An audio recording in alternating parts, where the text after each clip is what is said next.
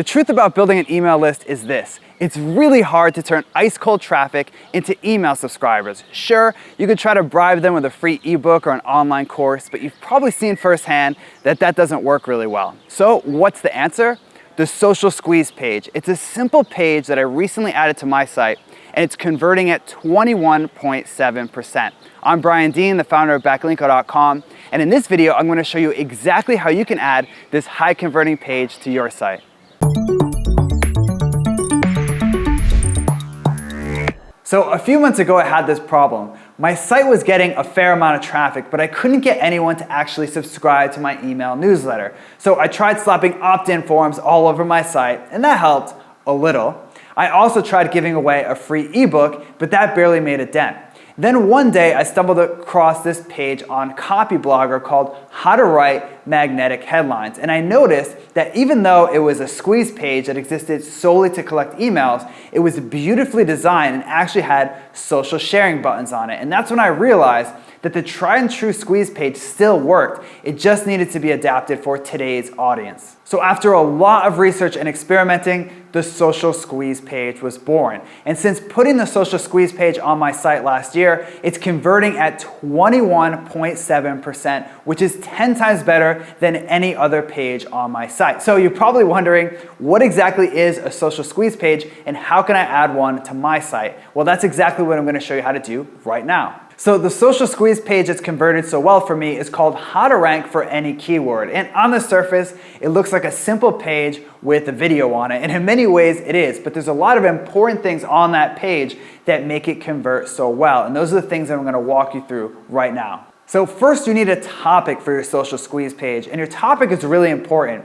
You want to find something that your target audience is hungry to learn more about. That way, they're likely to hand over their email address for more information on that topic. In my case, I did a case study because I knew that most of my readers were sick of reading fluff SEO content from other blogs, and they wanted something actionable and real, and were willing to hand over their email in exchange for learning more information on that topic. So next, it's time to actually create your video. Now, you don't have to stand in front of a camera if you don't want to.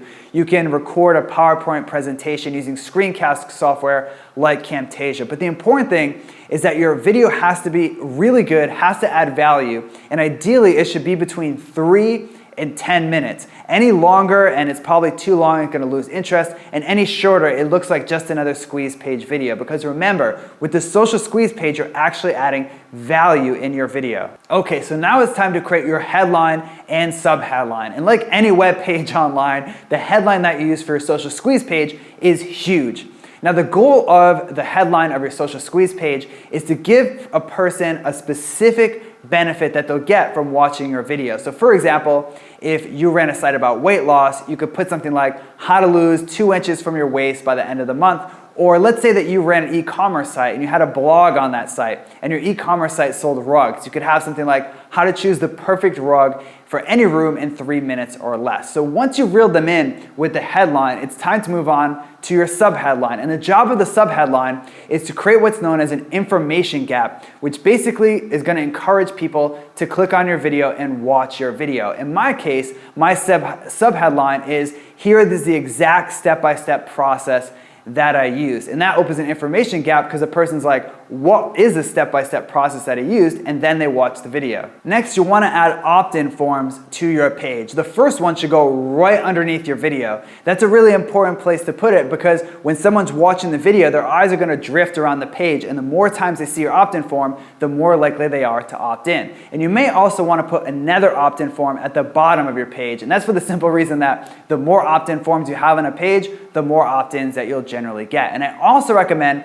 hosting your video with Wistia or Lead Pages because both of those services allow you to actually collect emails from within the video. So once you've done that, it's time to move on to actually one of the most important steps of the social squeeze page. Finally, it's time to add social elements to your social squeeze page, like comments and a social sharing button. And remember, because your video actually provides value, people are going to want to share your video. They're going to want to comment on your video. And because as more people comment and the more social shares you get, the more social proof that page has, the more your conversion rate will actually increase over time.